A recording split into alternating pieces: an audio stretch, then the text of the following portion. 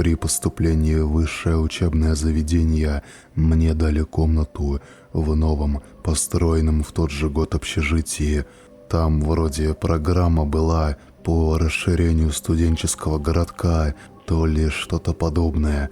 Нужно ли рассказывать, как я был рад? Вместо холодных, продуваемых всеми сквозняками комнат, обшарпанных стен и загаженных душевых, мне досталось место в блоке на 4 со своим душем и кухней. Плюс ко всему была еще и новая мебель и отличный ремонт.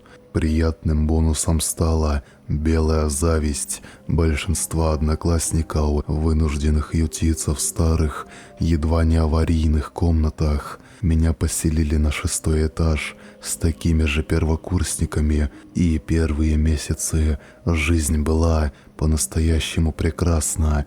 Стипендия плюс небольшая приходила исправно, немного помогали родственники, да я и сам довольно быстро нашел подработку, ретушировал фотографии в промышленных масштабах для всяких магазинов, со соседями сошлись быстро, а поэтому в наших комнатах стоял вечный чат кутежа, но проблемы начались в ноябре.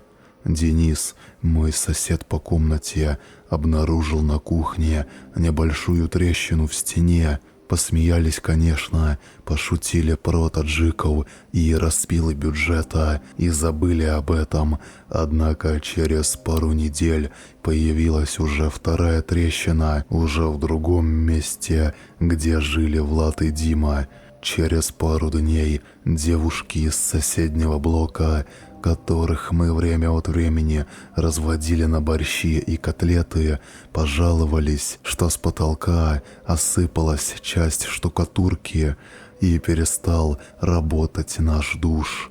А потом началось что-то очень странное. Кто-то стучал в наши двери, просто стук, 1 или 2 раза в неделю. Глухой ночью выходишь и никого нет, проседали потолки, горела проводка, срывала трубы и затапливала комнаты. Притчей во языцах стал полувыдуманный случай, когда во время любовных утех парочка вместе с кроватью провалилась на этаж ниже, по чистой случайности, никого не убив и не покалечил. Бетонное перекрытие между этажами раскрошилось едва ли не в пыль.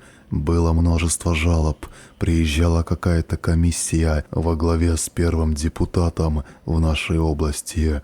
Но переселять из нового здания несколько сотен студентов было попросту некуда, а поэтому все просто неодобрительно покивали головами и ушли.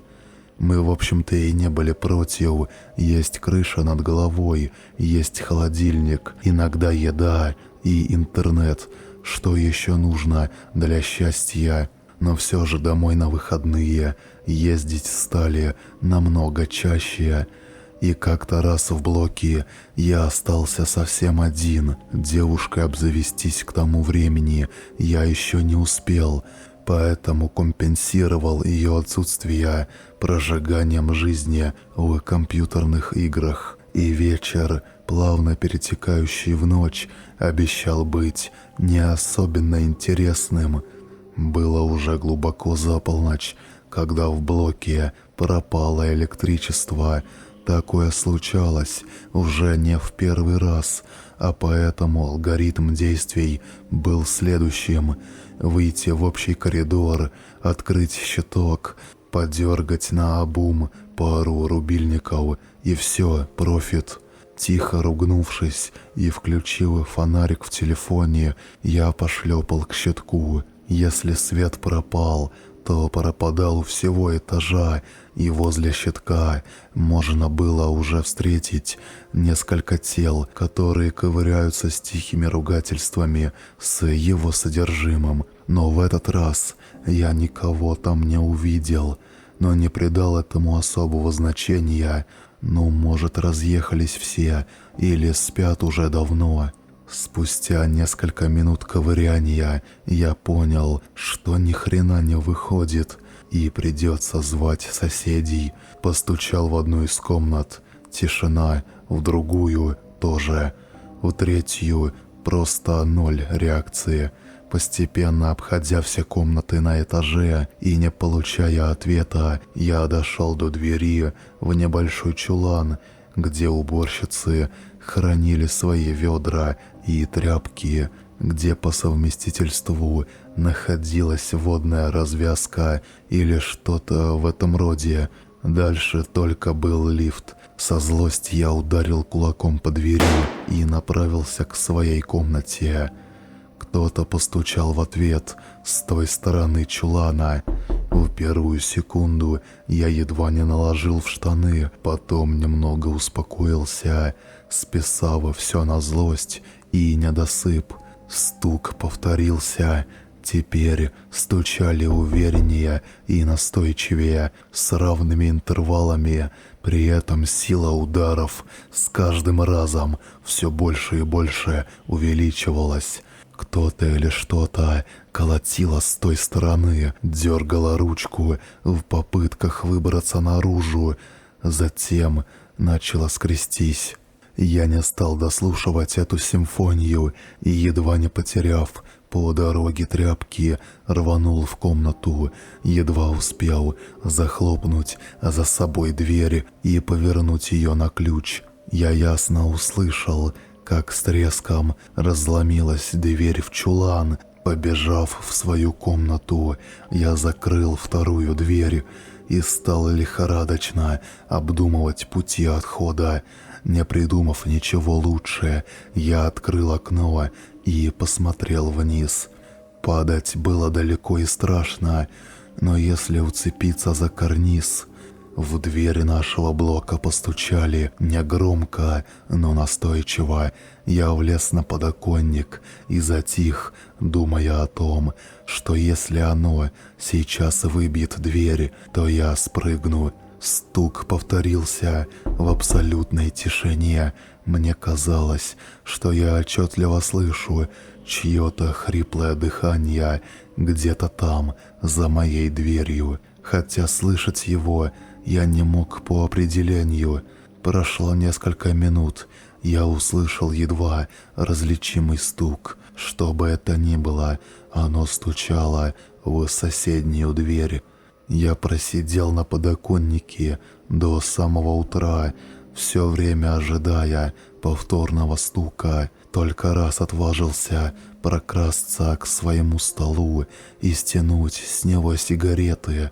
Утром приехал друг, с удивлением увидел меня, замерзшего и усталого, у открытого окна. Он бросил на пол сумки и поинтересовался, что происходило в общем коридоре. Выйдя туда вместе с удивленными соседями, я увидел, что покрывающая пол кафельная плитка и без того не лучшего качества растрескалась, и в некоторых местах вообще отсутствовала штукатурка, на стенах обсыпалась. Открыв кирпичную кладку, а от щитка отчетливо воняло гарью. Я даже не надеялся, что друг мне поверит, но рассказал про ночной стук. Тот пытался объяснить это страхом темноты, алкоголем и еще десятком других причин, но заткнулся, когда я показал ему развороченную дверь чулана. Такое ощущение, кто-то или что-то сорвало ее с петель, разорвало на несколько частей, как бумажный лист, и бросило на пол. Мы осторожно подошли к чулану. Оттуда дохнуло влагой и пылью. Так пахнет только в очень старых домах. Трубы еще недавно совсем новые были, покрылись толстыми слоями ржавчины. Голые стены были в чем-то липком. На полу валялась какая-то невразумительная смесь из тряпок, окровавленного мяса, каких-то белых осколков и, черт возьми, Зачем я посмотрел туда? Кусок нижней челюсти, человеческой челюсти. Мы орали так, как не орали никогда. Поездка в лифте напомнила ночной кошмар. Оно могло быть в шахте, оно могло быть где угодно. Оно съело человека. Комендант выслушал нас и, конечно, не поверил. Мы наотрез отказались вернуться с ним туда и показать, как все есть. Просто назвали этаж. Конечно, нас долго допрашивали, настоятельно советовали ничего не рассказывать под страхом исключения. Потом всех выставили из общаги, когда пригнали полицию. Кровавой кашей оказался третьекурсник, живший на этаже ниже. Он, как и я, остался ночью один и, видимо, открыл на стук. Нам, конечно, больше ничего не объяснили. Ходили слухи про огромное гнездо из проводов, которое нашли в одном из подвальных помещений, про лазы и ходы, которыми было исчерпано здание, про такие же лазы, ведущие к городской канализации, про монстров. Я понятия не имею, что это было, и не хочу знать. Сейчас мы с товарищем снимаем однушку недалеко от вуза и подальше от этих общаг. Говорят, что там какие-то неполадки с проводкой.